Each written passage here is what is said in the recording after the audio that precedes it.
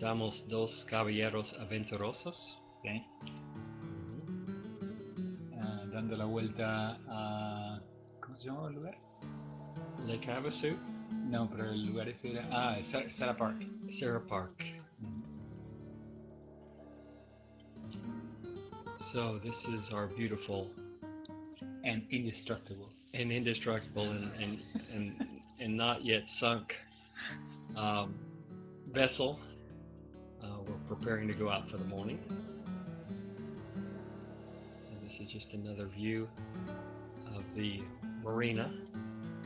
You can see that we were on the first row of slips, which allowed us to get in and out easily. Without losing any hair. Pulling out hair. That's right. So here I am at the tiller, enjoying our first morning out. We had nice winds all days except the very last day, on which day we decided to ride our bicycles instead. This is on the way back. We're getting ready to dock. And this is just another shot of Jorge taking a heroic pose. This is Sarah Park. They had really dramatic mountains there, very sharp and craggy. What we were amazed at here is to find some actual prickly pear. There are very few plants or animals in this part of the desert. So when we ran across this little prickly pear, we had to stop and examine it. And lo and behold, right next to it was a cholla, kind of small and insignificant, but something that was alive.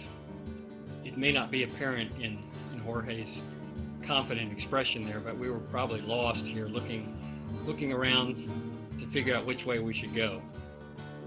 Here we were down in a wash that is nice and flat as it looks, are actually pretty treacherous to drive through because the ground is so soft and sandy that you just sink into it.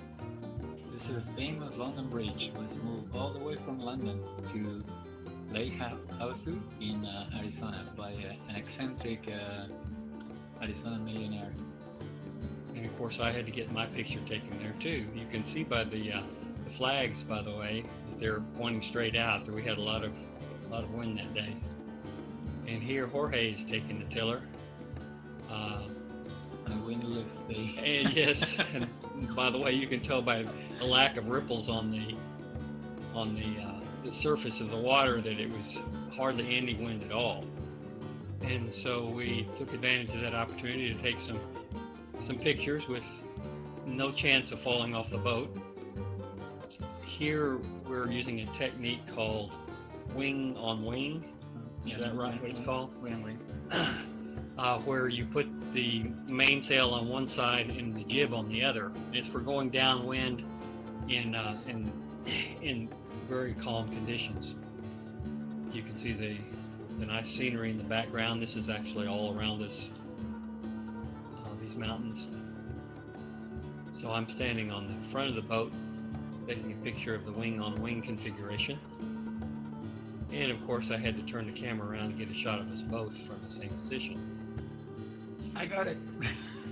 Perfect wing-on-wing. Yeah, that's a perfect wing-on-wing.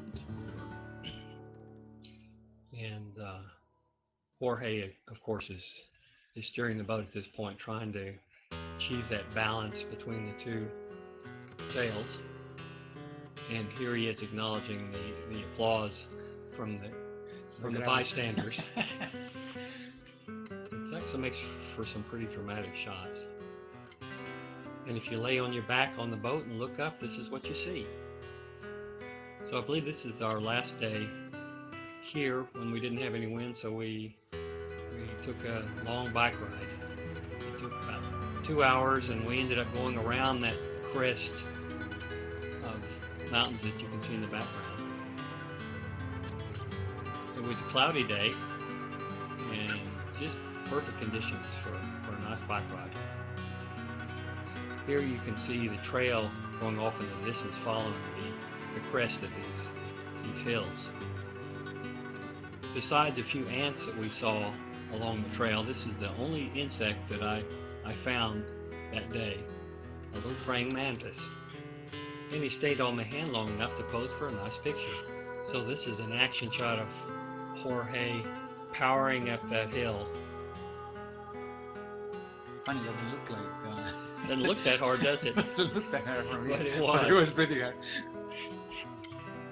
You want to say goodbye to Lake Havasu? Yeah, that was a really nice vacation. I really enjoyed it.